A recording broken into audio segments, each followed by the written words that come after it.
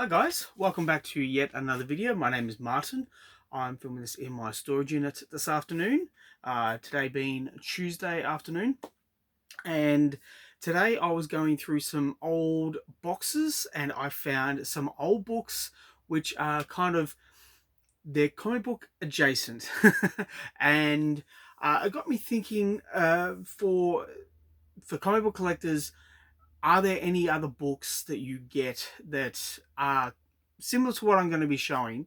They're not comic books in the sense of being in comic book form, but they might be related to the industry or collections. I'm not talking about trades so much, or hard copies or hard covers. Look, I'll show as I go along. The first one is the most apt example of it. It's called Young Romance. It's by well, the guy who collated it, his name is Michael Kangi, I think. I think his name is Michael Kangi. It's written somewhere here. I should have done my research beforehand. But yeah, it is Michael. And he's done an excellent job. Here's the index. And it's all about Jack Kirby and Joe Simon and their romance books, primarily just their romance books, and he's digitally corrected these books. And there's a section at the back.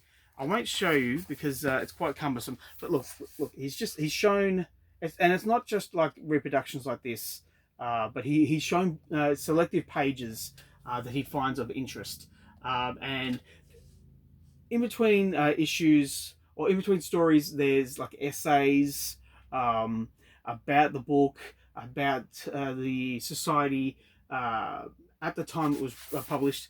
But what he's also done, he's digitally corrected some of the images because he was saying that the paper quality is not perfect.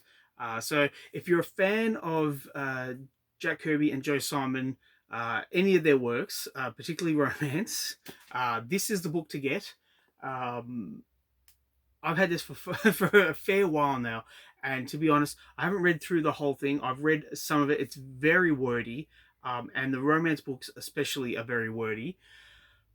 That being said, though, it is really nice to look at. The artwork is gorgeous. The subject matters in each story, they're worth reading.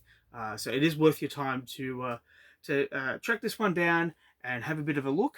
Because yeah, I mean, look, hey, I have to say from my point of view, I love this kind of stuff. I wish I had like original Jack Kirby and Joe Simon romance books. Now, the next one I want to show you is the Sexton Blake casebook, and this belonged to my mother-in-law, and we were cleaning out the house some time ago now, and this book was offered to me. My mother-in-law was an avid reader. She had a whole lot of particularly crime books, and I was told that she'd had this book for decades. And would I like it? And not knowing too much about Sexton Blake, but knowing more about like Sherlock Holmes and that kind of detective work, I thought, it would be a shame just to throw this out. But like with all the other books that I have, I look at it, but I don't read it. And as you can see, it's very wordy. And I've done a little bit of research about Sexton Blake because I'm not familiar so much with the property, but he is a very dry character. So I just get the feeling like this would be a very hard slog to get through. And it wouldn't have the gravity, the importance of Sherlock Holmes, or even the entertainment value of Sherlock Holmes.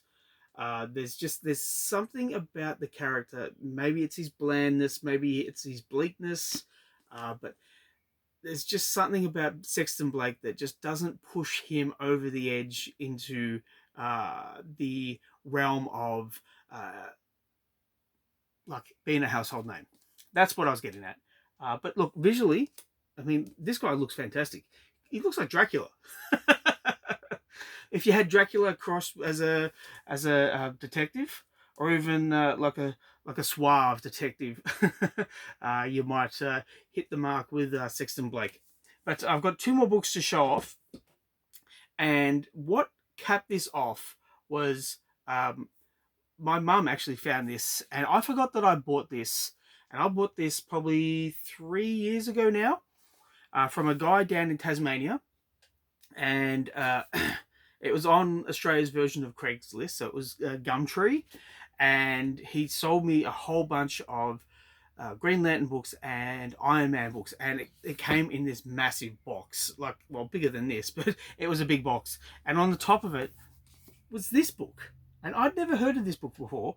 It's Peter Darrington, Seaman Detective, and I had a bit of a chuckle at the title, uh, but reading into it a little bit more, it's kind of interesting, particularly if you're a nautical fan, if you're a detective fan. So what I'm getting at is that these stories are all centered around the sea or the beach, and there's detective work that is required.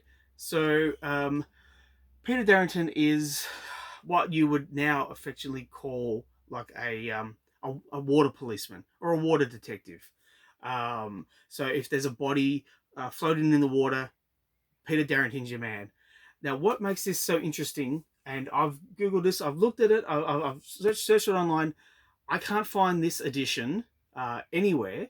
This book came from it was published in 1940, and I was going through this before I came down here, and it's got a little passage here. It says, "To Roy, best wishes from Brian and John, December 1948." So if this is true, this is a bloody old book. But again, like Sexton Blake, what doesn't push this over the edge in terms of Peter Darrington being a household name, and it's rude to say it, but it's very much England based. Um, so he deals with the Thames River, the Thames River rather, and yeah, it's very much like a boyhood adventure story. So there's not a lot of gravity to it. It's kind of one and done stories. It is fairly wordy. Oh, actually, there's some pictures in here. That's nice. Okay, so I'll show you. There we have. There we have a picture there. I'll see if there's any more real quick.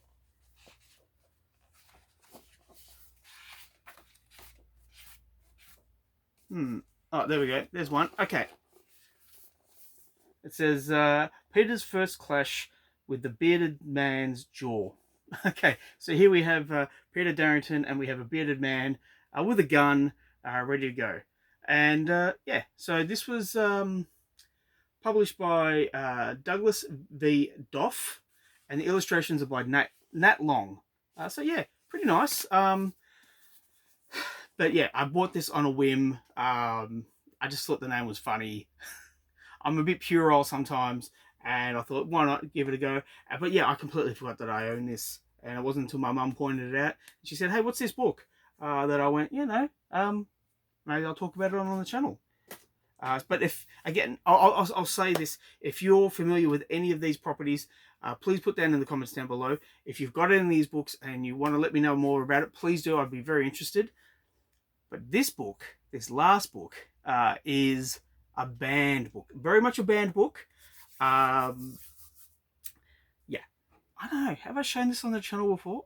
I might have. Not many years ago, but like over a year ago at least. It's this. It's Tintin in Thailand.